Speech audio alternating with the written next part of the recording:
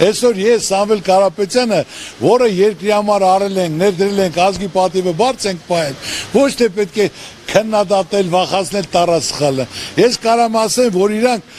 տարերն էլ չգիտեն, այդ անգիրարած խոսում են, եւ հիմնական նախադասությունները չեն տիրապետում, որ տիրապետեն իրանք այսքան փաստաթղթեր չէին ստորագրի, ի վնաս մեր երկրի, մեր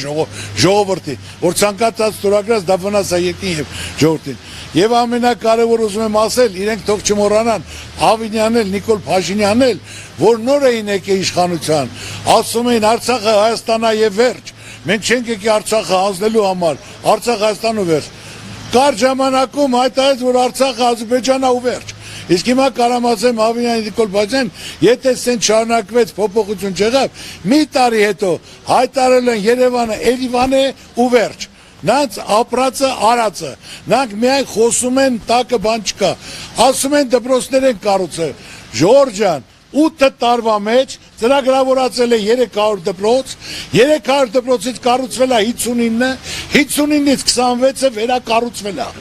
այդ 8 միլիարդ ծախսել եք 8 տարում, կարելի էր ասենք թե 8 հատ քաղաք կառուցել, 8 հատ պետություն կառուցել, այդքան փողերը ծախսելով, դպրոց են կառուցել, դպրոցն այսօր մարզերում փակվում են, 20-30 դպրոցով փակվում են, դպրոց կառուցելը լավ է, ինչ?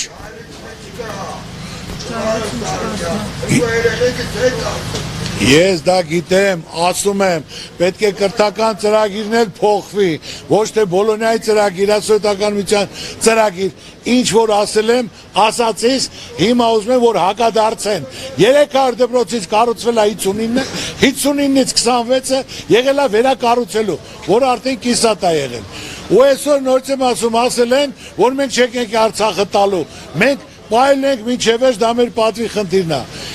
եւ հիմնականում Արցախը Հայաստանա ու վերջ։